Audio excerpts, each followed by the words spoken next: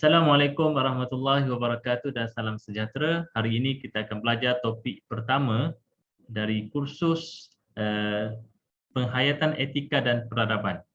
Tajuk topik pertama ialah pengenalan penghayatan etika dan peradaban dalam acuan Malaysia. Ini adalah hasil pembelajaran bagi topik yang pertama. Di akhir sesi pembelajaran, pelajar akan dapat yang pertama menjelaskan kerangka pemikiran penghayatan etika dan peradaban, dan yang kedua menganalisis etika dan peradaban dari segi individu, keluarga, masyarakat dan negara. Baik, seterusnya apa yang akan anda pelajari dari topik yang pertama ini? Ada 5 perkara yang kita akan rangkum di dalam topik yang pertama. Yang pertama ialah pengenalan etika dan peradaban. Yang kedua, susur masa etika dan peradaban berdasarkan pra-kolonia, kolonia dan pasca kolonia. Yang ketiga ialah kerangka menganalisis etika dan peradaban acuan Malaysia melalui sejarah, struktur sosial dan juga biografi.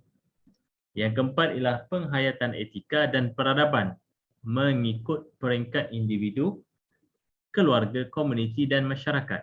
Dan yang terakhir ialah penghayatan etika dan peradaban mengikut konteks masyarakat, negara dan pasaran. Kita pergi kepada subtopik yang pertama iaitu pengenalan etika dan peradaban.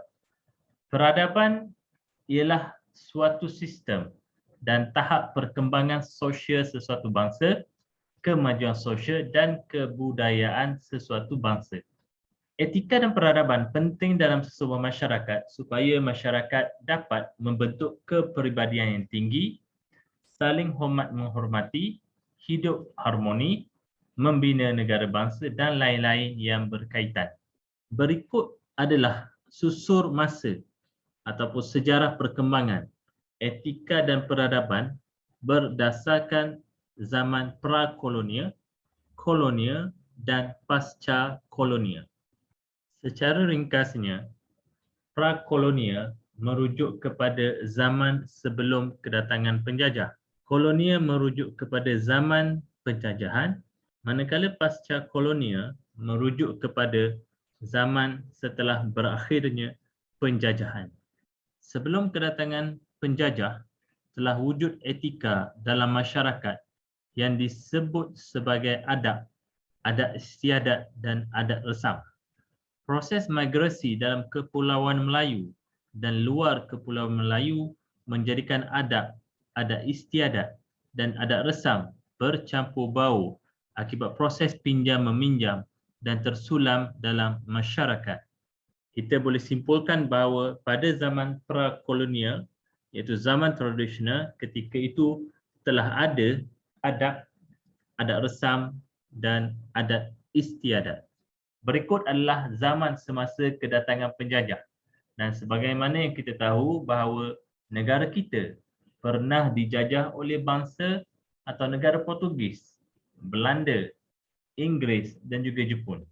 Dan kedatangan penjajah pada ketika itu membawa bersama-sama mereka etika, etos dan etiket yang wujud di negara mereka. Pihak penjajah memperkenalkan beberapa jenis etika dan etika-etika ini dibawa dalam bentuk percakapan, berpakaian, pentadbiran, ketuanan dan lain-lain. Manakala etiket pula ialah cara mereka makan, memberi tabik hormat dan lain-lain. Setelah zaman kolonial berakhir, maka bermula pula zaman pasca penjajahan atau dipanggil pasca kolonial. Zaman pasca kolonial merupakan era moden dan masyarakat telah menerima variasi dan percampuran versi etika secara langsung atau melalui teknologi. Nilai etika bercampur baur ini wujud dalam persekitaran formal dan tidak formal kehidupan kita. Dan kerisauan kita ialah budi pekerti, tingkah laku dan budi bahasa kita merosot disebabkan kegagalan kita mempelajari dan menghayati etika dan peradaban negara kita. Kita boleh buat kesimpulan bahawa ketika zaman moden pasca kolonial ini telah wujud percampuran pergaulan etika moden, termasuklah adab, adat istiadat, adat resam, etika, etos dan etiket. Sekarang kita akan pergi ke subtopik yang seterusnya, iaitu penghayatan etika dan peradaban berdasarkan acuan Malaysia. Sebagaimana yang tertera pada slide, penghayatan etika di Malaysia dipengaruhi oleh 3 faktor utama. Faktor yang pertama ialah sejarah, faktor yang kedua ialah struktur sosial dan faktor yang ketiga ialah biografi. Jadi sejarah, struktur sosial dan juga biografi yang ada di Malaysia ini mempengaruhi pembentukan etika dan peradaban masyarakat di Malaysia. Penghayatan etika dan peradaban berdasarkan sejarah Malaysia ini boleh dibahagikan kepada 3 fasa sebagaimana yang dibincangkan sebelum ini, iaitu pre-kolonial, kolonial dan pasca kolonial. Manakala penghayatan etika dan peradaban yang berasaskan struktur sosial Malaysia juga terbahagi kepada 3, iaitu kepada tahap individu, keluarga dan juga komuniti. Manakala dari sudut biografi Malaysia boleh dibahagikan juga kepada 3, iaitu masyarakat, negara dan juga pasaran. Sebagai kesimpulan dari topik yang pertama, iaitu pengenalan penghayatan etika dan peradaban dalam acuan Malaysia, kita dapat simpulkan bahawa untuk memahami etika berasaskan sejarah, maka kita perlu lihat dari sudut pra-kolonial, kolonial dan juga pasca kolonial. Di mana semasa zaman pra-kolonial telah ada adab, adat istiadat dan juga adat resam. Manakala ketika kedatangan kolonial penjajah, mereka telah membawa konsep etika, etos dan juga etiket.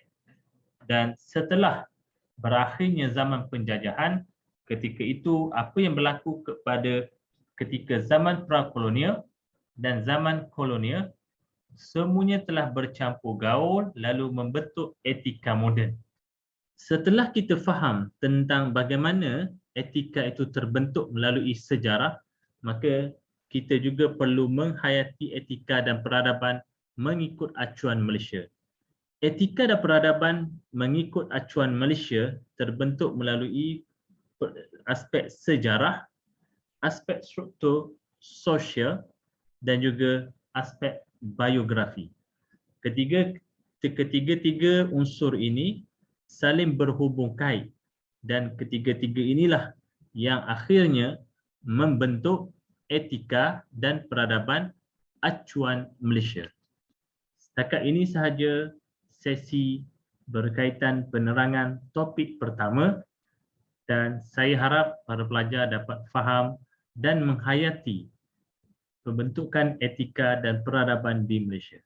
Sekian, Assalamualaikum warahmatullahi wabarakatuh.